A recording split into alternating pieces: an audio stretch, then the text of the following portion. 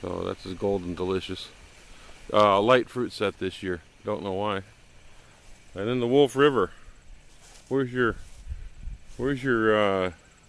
champion apple? Over there? I think it stopped growing. Kind of stopped. I think a lot of apples, I think this was the one right here. I think a lot of apples slow down if they don't get steady rainfall in the summer months. But what I've noticed with apples and berries is that I think they're still creating the pulp in the apple, and they just haven't filled it in with with liquid, with the sugar and stuff.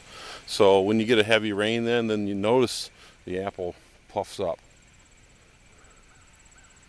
So this is a Wolf River, known as the horse apple. Maybe because it grows really large. Maybe because you could choke a horse. Yeah, or maybe only a horse would eat it. It's more of a pie apple than a cooking apple. And what's this? This is a gala, right? Gala. They always have that reddish blush on them in the sun.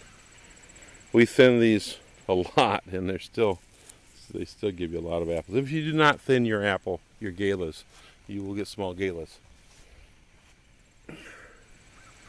So yeah, pretty much everything with a bug bite is gone, and if it's smaller, I mean, there's hardly there's never more than 2 per cluster. This is Dale's Liberty tree. As the apples get larger, we thought it was a really light fruit set this year, and there was. I mean, it was wet, kind of cool, and it caused some rusting on apples like that. That rusting of a Liberty apple that has some rusting on it caused by frost damage. Now, you want apples in the sun.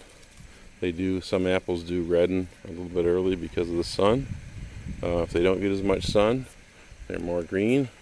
You get more sugar production. Sweeter apple if they get more full sun.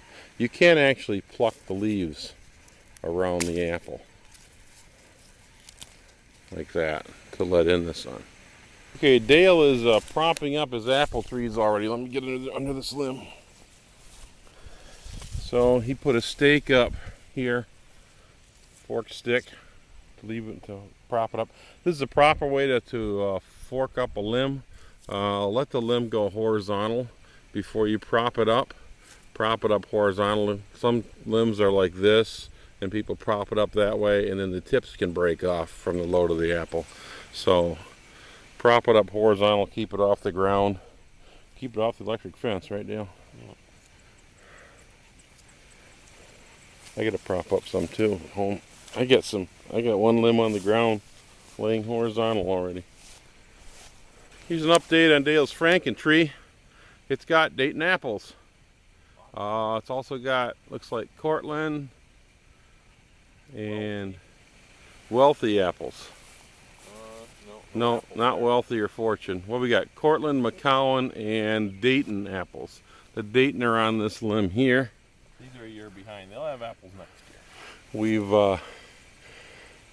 We did a lot of experimenting on this tree, and different ways to prune, and to prune spurs and stuff. So these limbs here were cut back short one year, and then allowed to fruit spur.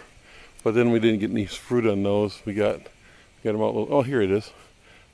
Fruit spurs. Instead of just cutting off the whole limb, we left some of it when we were pruning, and that allowed it to grow fruit spurs on that limb. So we got some apples instead of pruning them all off. The vertical limb here is McCowan. It likes to grow very vertical. And the one limb over here that's leaning a little bit halfway is Cortland. So we have some Cortland apples too. A 3-in-1 tree, working toward 5-in-1. Oh, here we are at the Sweet 16. Have never tasted an apple, but this fall will be the one. Heard a lot about this apple. A lot of people have it as their #1 favorite apple. Sweet 16.